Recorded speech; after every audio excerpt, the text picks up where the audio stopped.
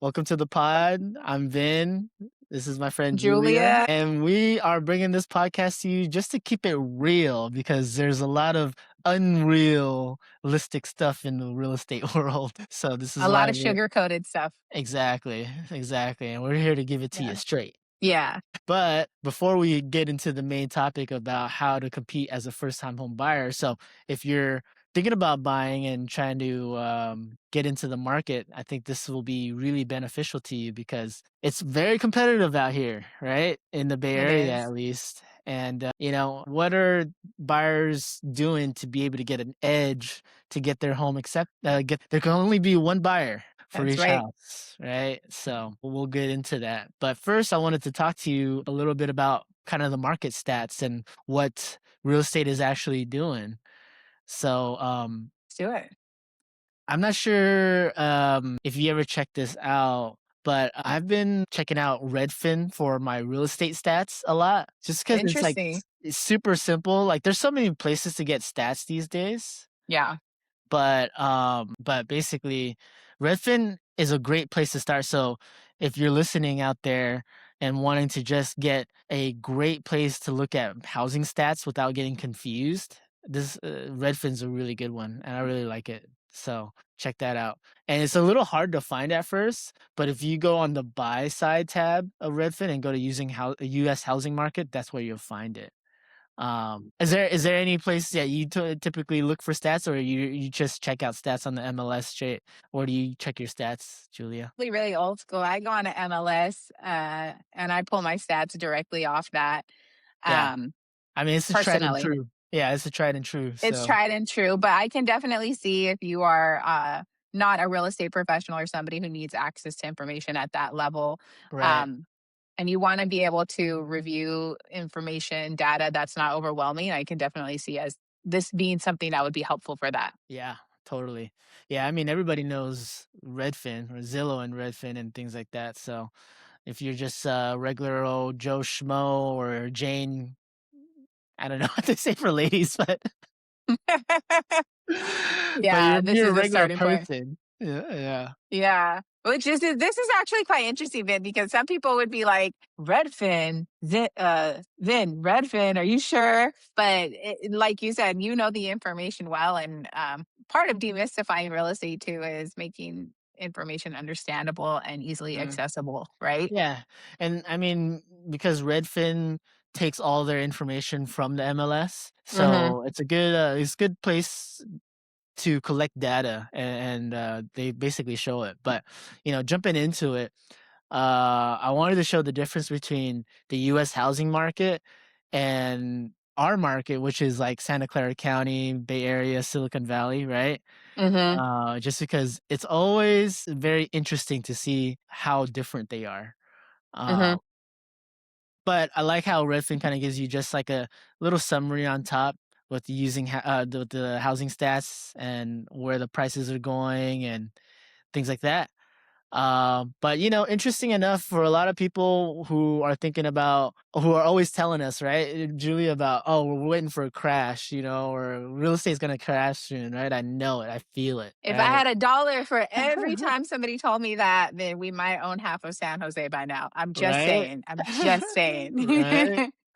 But Yes. that's the thing, people always think that, and when you get down to the nitty-gritty of it, I like how Redfin gives you even 5 years worth of data, Mhm. but this is a median home sales price, right? So, at any point, 50% of homes sold above or less than this, but it gives you a really good idea where prices are going, Mhm. and I don't know, can you see if the prices are going down at all? I mean, I can tell you that they're not necessarily going down. Yeah, And I yeah, think people probably get that confused with another term that we've heard a lot this year is a slow and price appreciation, right? yeah, yeah. Due to external economic factors such as interest rate, cost of living, but Political, that yeah. political exactly or otherwise. So you have to know what information is being given to you. So like Vin is saying here, what is pricing doing, and you don't want to confuse that with terms like slowed price appreciation because they're two different things, right? Yeah. Yeah, whatever Yeah. you wanna label it, it is what it is, and what's happening is prices aren't really going down. I mean, you'll see a little bit of uh, inclines and valleys here, peaks and valleys, but nothing to suggest that prices were significantly less than last year or the year before. So I think this is something important to pay attention to at a national level. Um, because real estate can be very regional. Um, so you want to look more specifically, but as a whole, as a country, as a nation right here, housing seems to be still a good bet. Um, and when you go down, it gives you a little bit more information about houses for sale, and we have seen a big bump in inventory, which shows the data here nationally, right? And I think that's where people tend to um, miss or get confused because, oh, there's a lot more inventory. That means demand is less, but it's just more housing that we've been needing because, as you can see, even from the other times, like month of supply here, like we've always been very low and not enough. especially in So California. Tale as old as time here. yeah, yeah, I Yeah. know. That's always been the problem for us is low inventory, low inventory. And very interesting when you compare it. I want to put Santa Clara County, but it doesn't let you do county. So I do San Jose because I think San Jose is a pretty good representative of the South Bay. Mhm. What's happening here in San Jose usually is kind of translating to the cities neighboring around us, Mhm. but still pretty consistent about, year over year price increases. I think a lot of it has to do with the condo market, but even with the single family market, well, yeah, it does show a little bit of a decrease year over year here, but I would say it's not as significant. I mean, it's more like flatlining, right? Yeah, I wouldn't say that it's any type of significant dip that you would equate to what people are saying when they're waiting for the housing market to crash by any means. I mean, the market is secular, right? It goes up and it goes down. But I mean, when people talk about the crash, I feel like a lot of them are referencing what happened back in 2008, and kind of projecting that occurrence on this day and age, and it's completely different. There was completely different underlying factors that led to that situation, um, as Well, opposed to what's going on now, yeah, right? yeah, and I think a lot of it has to do with um uh, what's happening in the market right now, which is a lot of overpricing. And, That's a good point too. when people overprice their properties, they're not gonna sell above that list price. So, I think people are expecting for the housing market, at least in the Santa Clara County, to be like appreciating like so crazy 10% every year or something. So sellers are pricing it like that. But Hmm. also sellers aren't being realistic about the outside factors that you just mentioned about, which plays a factor into them not getting the price that they are actually expecting. But when you bring it down to the real data, homes are still moving and prices aren't like significantly going down, basically.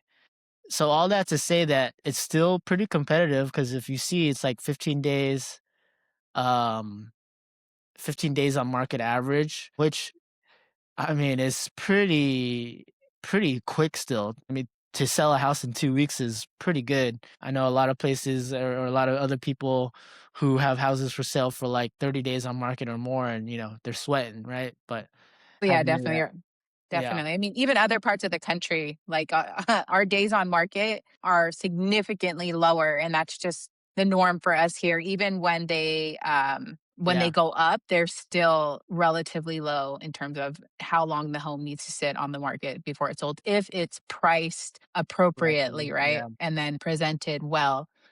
yeah. And that Also, just goes to so show, like you mentioned here, nationally is 51 days. yeah.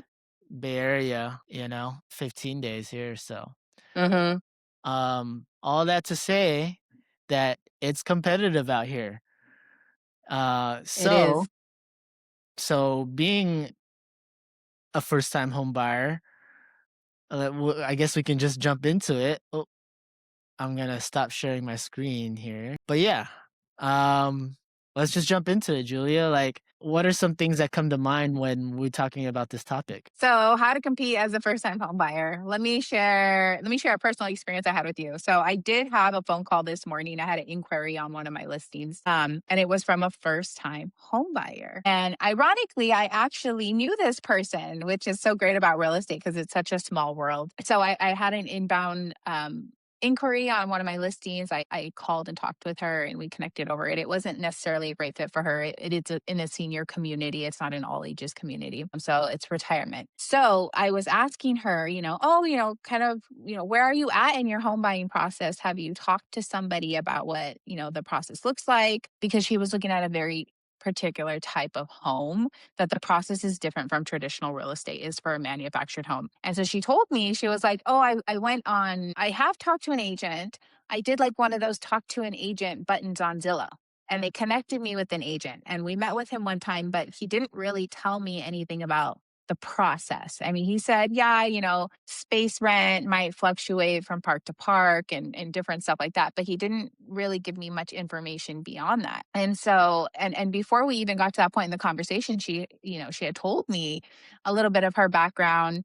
Um, she's from Santa Clara and she's noticing that the real estate there has just skyrocketed Exploded. in terms of pricing. Yeah, Nvidia has done for Santa Clara what the tech bubble over there in Palo Alto did for the surrounding areas, right? So we've seen these big increases in value for Santa Clara. And so she's looking around seeing this and now she's feeling like, oh my gosh, if we don't buy something, like we're not ever going to get to buy.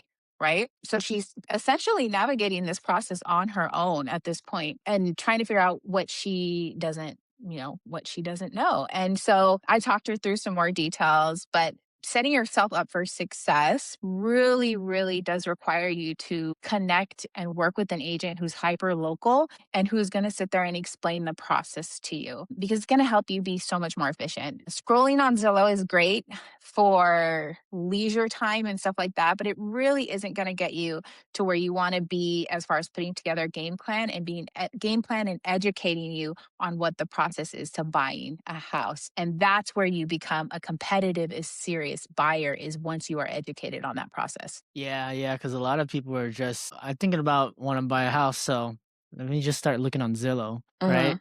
But you don't know what else the other buyers are doing, right? And like we were Mhm. saying, only one buyer can buy this house. So if you're gonna be in a market where maybe you're gonna compete against 2 to 3 other people, uh, Mhm. what are they doing besides just the price, right? I think listening to you from the outside, like everything you say makes sense, but I got also other buyers who are like, well, I mean, how do you compete? It's just giving the best offer, the highest offer, right? Is that the case, or have you seen it differently? Yeah, and that's probably a pretty general assumption across the board for buyers. And yeah, it is true. You will need to be willing to pay the highest amount for this house. However, if you're in a competitive situation with multiple other buyers, a good agent will work really hard to make sure that although you do have to pay the most to get the house, you are paying the least amount above the next highest offer, if that makes sense. So that agent can actually, if they're able to, through negotiation, through conversation, see if they can get more intel or understanding of where the pricing is going to fall.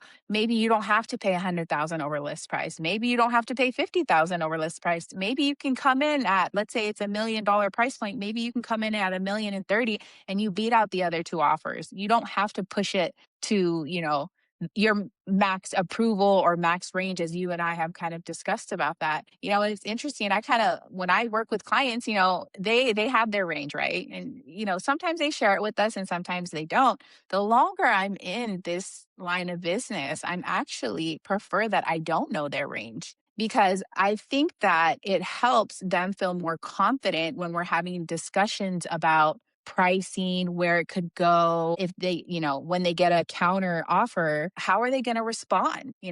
I feel like if you have a conversation with clients and you're like, well, if this house sold for 50,000 more than what you offered at originally, would you regret that? And and then that's a whole nother conversation. It helps you help them prioritize and really take accountability and ownership of that decision, right? Because at the end of the day, like I said, it's not my money, it's not my house I'm buying, it's their house. But I want to make sure that they feel empowered and educated to make decisions and to take ownership of those confidently. So That's pretty cool. I never heard that perspective because, most realtors I feel like would want to know, but I guess I see your perspective as well. Like, okay, I don't it's whatever. Doesn't matter what they can afford, whatever it is, I'm just here to help them, right? And when we mhm. cross that bridge, they'll be able to be the ones to make that decision. You don't want to be involved in that decision. Is that right? Right, right. Well, I don't never want anybody to buy a house, at least any of my clients, and feel like they were pressured. They were told they needed to go up to this or they wouldn't get the house or, it's really their own decision. And I have general ideas of what my clients' price ranges are, what their preference are, what price point they're shopping at, but truly they know, what they're willing to go to because the amount that they're willing to go to takes into consideration a lot of factors that are beyond my control as an agent, right? Financial situation, what's their monthly income, what's this going to do to their lifestyle, right? And so those are things that they need to take into consideration when they're offering on a house. Now, I do my best as an agent to educate them what the scene's going to be, the competition, what pricing does and everything like that, but truly it is their decision, right? Yeah, and we're talking about being the highest price to be competitive, but there are also a lot of other things that you can do outside of the price to be competitive as well. So I'm wondering, have you been in a situation where you got a buyer's offer accepted, but they weren't the highest offer, but you were able to help them be competitive? In what ways and how were you able to do that? Have you ever been in that situation? I mean, here I feel like it's pretty incredibly tough to get into contract if you are not the highest offer. I feel like if you have a really good agent working for you, at minimum, you're going to get a counter, which means you get a second look, which kind of puts the control back into the buyer's hands because they can do, one of a few things, right? Accept, counter back, or just walk away. So, in that aspect, I have gotten my clients a second look as well. And it does happen. I don't want to say that it doesn't happen where they're not the highest offer and their offer, uh, doesn't get accepted. It does happen. It is extremely rare from my experience. How do you feel about that, Vin? I've gotten it done before, but who knows? Maybe the agent's just lying to me. So, but I've been in situations where, we got our offer accepted and the agent will tell me, like, hey, you know what? You weren't the highest offer, but the way you communicated, Hmm. the way you presented your client's offer, Hmm. um, made the difference because, listing agents can be very picky. Yeah, And, sometimes when you have a listing agent that's dealing with multiple offers, they get to see everybody's style. And sometimes 100%. a buyer's agent will come in and they just don't got the right style because they're maybe not as communicative. They didn't present the offer to where the sellers don't have any questions like, you're offering me $1 million, where's the proof of funds? Right? Yeah, Or yeah. like, I gave you instructions to fill out these disclosures. How come they're not filled out? Or maybe they're filled out incorrectly. Or So how many oh my gosh, that one drives me nuts too. How many times is it like you have your offer instruction for potential buyers, agents to read, and it's like, did you not read item one through like, these yeah, things are required and it sets the tone for you professionally if your agent is coming through and is able to meet the bare minimum. Because in my mind, that's the bare minimum, right? Then like price aside, these are the bare minimums. Like, and it's just a totally. quick checklist. So Yeah, being able to do that like you did, like you said, because showed that you were a professional agent and set the tone for what is it going to be like when we get in a contract? Am I going to be able to get a hold of the agent? Right? yeah, yeah, Yeah, exactly. And sometimes speed to lead is gets you in too without having to be the highest offer. for sure. Like, for example, actually, a mutual friend of ours, Nancy Reynolds, she had a listing kind of in the Alum Rock area, and it was a very tiny house with a huge lot. I think it was Remember that one. They redid it the interior, right? they redid the interior. Is it like Yeah. a tiny house that's like maybe 1 bedroom or 2 bedrooms that Hmm. was no bigger than 1,000 square feet, no bigger than that, and the lot size, though, was 20 something thousand square feet. The So you could lot was so nice on that. Like you walked out there and you're like, well, you like wow, I have enough room to like turn around and the lot Yeah. size was really nice. Exactly, exactly. So you can imagine that there's a lot of potential for that. So, Uh-huh. when there's always a lot of potential, there's a lot of interest. And, Yeah. I think having a relationship with Nancy Uh-huh. and knowing that that one's gonna be coming out, and then knowing what Nancy's sellers were gonna be okay with, Uh-huh. um, me and my client made the offer for him super quick, even I think before the open house, or like it was Uh-huh. either before or right after. But it was basically speed to lead where we made the offer right away once we saw Uh-huh. it and had the sellers respond to us right away and got our offer accepted. And I can remember Nancy telling me that, man, you guys got so lucky because after we accepted your offer, there was like Uh-huh. tons of other people coming through the woodwork, and Uh-huh. she most likely would have gotten an offer higher than ours for sure. Yeah, Um, yeah. That but lot size is such a rarity. And see that's the great thing about having a hyper local agent like you who's full time. You knew that. You right. already knew that was going to be play a big factor in the activity and where pricing was going to fall. So how much value does that bring to your client right there immediately? They no Totally. longer have to compete, right? Yeah, That's yeah, huge. yeah. I mean, competing or not competing, but definitely I agree with you. It's like having that agent to be a team player with you to show you like, all right, what's the strategy here? Mhm. Can help you win the offer because what we're talking about is how do you compete in this market, right? And uh, all going back to like you said, having that agent is super crucial. Yeah. Yeah, just because the examples we just talked about. I wanted to ask you, Yeah. this was on my mind, but when you were buying your house, was it pretty competitive at that time too? So it's interesting. The current house that I'm in now, when we bought this house was out of our price range because if you work with a lot of couples, you will figure out that usually when it's kind of like a husband, it's just a spouse dynamic. Let's just say a spouse dynamic. One Yeah. of them spends more, like one of them spends more, and one of them's more conservative, right? So I was the more conservative one. My husband was like, Oh, no, we can go up. And I'm like, oh no, let's just put money in the usually bank. We the had sold our opposite, I place. feel Yeah. I like. was like, let's put money in the bank and then we can buy something small and then why not. But so the house that I'm in now, my husband had found it originally, and when he showed it to me I was like, this thing is so nice, but it's out of our price range, but it's beautiful, but no, the price. And so it sat for a few weeks. What ended up being the situation with the house I'm in now is it was an investor flip and they overextended themselves. And so they built essentially at the time one of the nicer houses in the neighborhood. And you never want to have the nicest house in the neighborhood that you're building financially because you need to have comps to support that price. If it's an outlier, it could be difficult to sell because the area just hasn't caught Yeah, up to it's that too nice property for the value. area. Yeah. Exactly. That's big in lending too. They always say you don't want, but that's a whole nother story. Anyways, so my husband was like, well, I'm just going to go see it. And I was like, okay, go waste your time. Go see it. He went and saw it and he was like, I walked in there and the agent was like, do you like this house? Like she was following me around all over the place. I really think that we can get it like to this range. Right. And I was like, okay, let me go see. So when I walked in and this was during a holiday. I want to say it was a holiday. So again, less people were there, right? Less people are in town. People aren't thinking about buying. Yeah, she was very much like, yeah, if you're interested, put in an offer. And so our agent at the time did. And there was some negotiation that went back and forth, but it was nice because we didn't have to compete. We didn't have to compete. We did have to compete on the condo, but not in terms of price. That was a whole different thing. That was more in terms of where you were at on the waiting list to purchase this new build I at the see. time.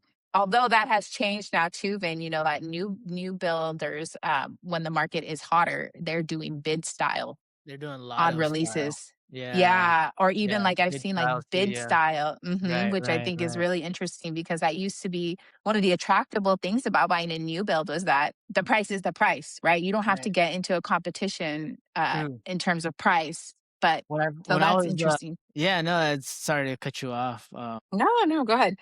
Yeah, I totally remember new builders doing lotto style, but at least the price stayed the same. But now doing bid style is pretty crazy. But you bring up a good point because we're talking about how to compete in this market, and for a lot of buyers, how you compete is when you buy in a time or a place or a house that no one else is competing against or you're competing for, right? Mhm. So one of those things is buying during the winter seasons because competition is lower, right? Yeah. Holidays, anytime where, usually people are gonna be away is nice because that takes eyes off of the house, right? Like, usually when we're on the listing side as listing agents and we're gonna bring a home to market, we're not trying to bring it on during the holiday, and there's a Yeah, reason for totally. that. Yeah, and Um I love to just show that because I was just looking at it too. Um, so you can kinda see with the sales price where there's dips, and you can totally see here's the dip from 2023, it's November, December, that's the dip. Here's There's October 2023. seasonality. Yeah, Mhm, right? So, mhm. how to be Yep. competitive is maybe look for houses during these times where you see the prices drop a little bit because there's a lot less people in the market, uh, Mhm. during those times. Yeah, When that's a you were really good point. buying your house, how was that experience with that agent? And who was it, by the way? We had a good experience. It definitely set the foundation of me wanting to become an agent, right? And then kind of how Oh, I wanted to nice. run my business. Yeah. So we use Nicole Kapoor. He was with Intero Real Estate. He might still be with Intero. I'm not sure. So I mean, it was a good experience. We were very fortunate that we probably couldn't have timed it any better if we tried, because the condo market was extremely hot at that time when we wanted to sell ours. That was pre-COVID when everybody was like, I want low maintenance and I want to travel. Remember that? Everybody wanted a condo. Like, here, let me pay a HOA fee. They'll take care of everything. I don't have to worry about anything. And so Nobody wants one now.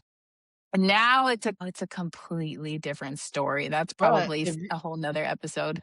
yeah, but if you're looking for a condo, this is a great time.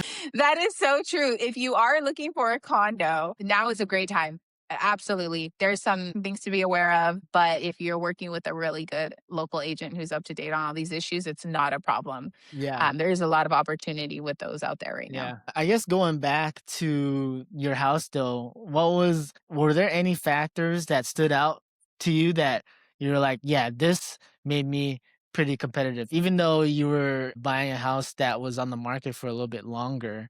Mhm.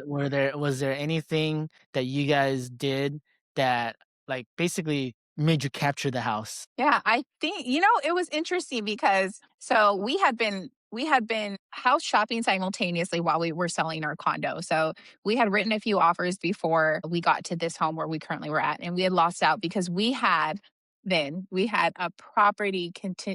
a contingency to sell our current home, right? And so that Which was really. means you need to sell your house first before you buy the next one. Right, right, exactly. So we would need to sell our current house to be able to close on this new house. At the time, our house was already listed. I mean, you could pull up the listing. It was professionally staged. We weren't living there anymore either. And so that made us less competitive when we would go into competitive situations where there's multiple people offering in on a house. And so we tried, we lost out. And so this opportunity kind of got presented to us. It was unique. It wasn't where all the people were looking, just like you said.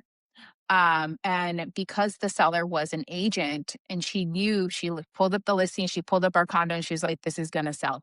It's fine. She wasn't worried about it. So we got our offer accepted under list price. We got it accepted with a contingency to sell our current place, which our place at that time sold in like 7 days. So she knew. If you were a It was real already estate on the agent, you market? knew. Yeah, because that's when it was incredibly hot condos. So I think Where that was made it, us by the way? competitive. It was in Santa Clara off Bow Avenue. So, El Camino and Bow Avenue, it's Alexis condominiums. Okay, okay.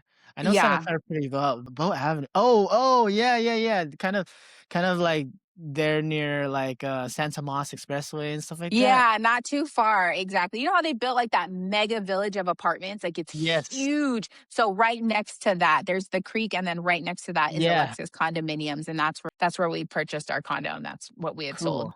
Cool. Yeah. Well, shoot, glad you guys were able to get it done and get your house now. And Yeah. how long have you been in this house? Oh gosh, we've been here since 2019.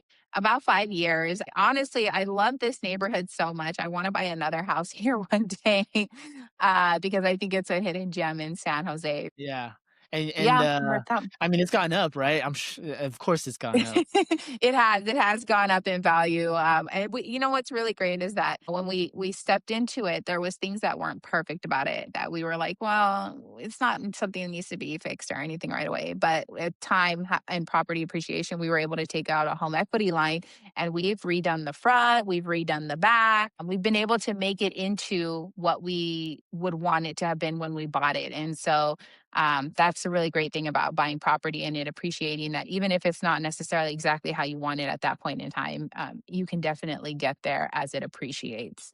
So you were So, happy to do those, I wouldn't say tactics, but do what you guys had to do to, like, to be able to get this house, basically. oh yeah, definitely, definitely. And the funny thing is that when we were initially looking, we were looking in Santa Clara because my parents are there, and it was just easier with the kids. But we quickly kind of realized as we were looking at what our budget was, what the conditions of the house were, that it wasn't what we wanted. And so it was kind of bittersweet for me to move, but we found this really great pocket that we're in now, and we are extremely happy. So being flexible as well, I would say if you're a buyer, is really crucial, right? And it can be really hard to be flexible. I know it was for me, at least, because I had my heart and mind set on that area. Like I did not want to leave. That's my roots, but it's really not that far away. So, I think that's such a realistic story for so many people in the Bay Area because we have such a huge job market in the Santa Clara, Sunnyvale, Cupertino, South Bay Peninsula area. A lot of my clients, when I was starting out, they were starting out too as engineers, but they were like entry level engineers. Even though entry level engineers making this kind of money, you're like, damn, dude, that's not bad.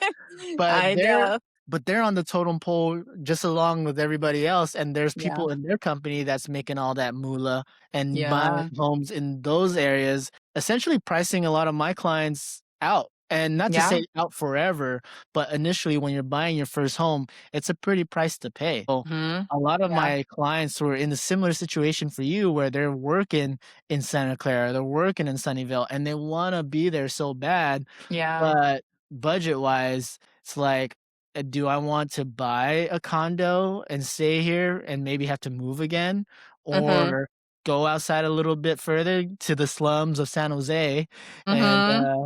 you It's know. nice out here, guys. Come on out. Yeah, yeah, I joke around, it's not the slums, I'm joking. I'm just joking. But But, it's you know.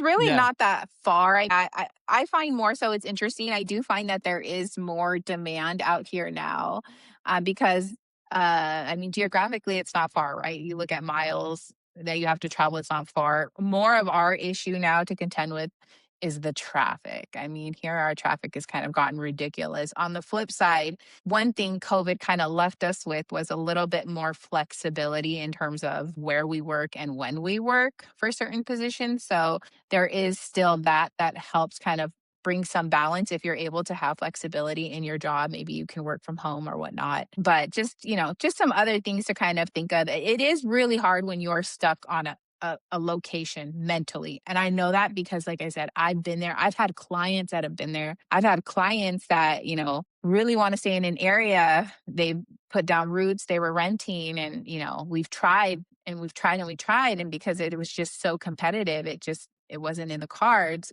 And fortunately, through that process, they were able to understand they might not be able to live in that area, but they can live 4 miles away. Yeah, it's not that far. It's not that far. Yeah. So, Not that far. And, one point I wanted to bring to that you mentioned about how you guys were able to build equity, pull out money to do the things that you want to do at that home. I've got so many clients in the same boat where they're like, "Man, I'm living in this nice swanky apartment because I'm making good money from working on Google and Apple and Nvidia, but now that when it's time for me to buy a home, why are all these homes so old?" Like, unless, it's yeah. already remodeled, right? But it always, stuck out to me, like, yeah, it might feel kinda like a downgrade because a lot of the apartments are newer, and then you wanna buy a house Yeah. and all the homes are older. Yeah. But to your point about being flexible, like, it's not gonna be forever, and if Right. you find a place that has good potential, then that's also a way for you to be okay with what you're buying too, if it's not some nice schwanky Mhm. condo that you're used to. Yeah, Uh, definitely. I yeah, mean, and that's just our housing infrastructure is I mean, it's older, right? I mean, we just that every all roads lead back to we've underbuilt housing for way too yeah, long, yeah, right? So now we're contending with a shortage of inventory and also just an aging current inventory. yeah, So, totally. yeah. But I think thinking about all these things is, in a way, helpful for you to be competitive because buyers have Mhm. all these things that we just talked about that they're stuck on, either the price or location or the condition of the property. But for you to be competitive also means that you're faster to be realistic as Mhm. well. I think that goes a long way for helping yourself if you're a buyer looking to be competitive in this market to get yourself into a home. Yeah, definitely. And I that goes hand in hand also with just working with an agent who is local, who is active. I mean, Ben, you do a lot of property management. How powerful is it for you to have a first time buyer that you're working with and they're looking at these aging homes, right? And they're thinking, oh my gosh, what's the cost range for this? Like, what would the timeline be to fix something like this? Is this an aesthetic fix or is this something deeper? Like what kind of, how much reassurance does that bring to your first time home buyers, right? An experience that you can speak on as well. Yeah, yeah. So many buyers when they're first buying a house, and I can definitely understand it, but it's just funny that a lot of things that you find when you first get into a home, it's kind of a big deal. And then once you move in and you live in it, I've got so many clients who are like, "Oh, did you ever end up fixing that termite issue?" I'm like, nah, it's still there. you know. Yeah. So, in any case, I thought that was a pretty good topic there. So, a lot of good nuggets, I feel like. Anything else you wanted to add, Julia? No, I think that's pretty good for today and encompassing. Like you said, I think even if you're a buyer and you're watching this episode, I definitely think there's at least, a handful of things of information that you could take back and think about and use to plan, your next steps from here as far as purchasing a home. So I think that was a good episode. Good. All right. Then, thanks for watching or listening wherever you are or wherever you're from. And we'll see you next time. See you.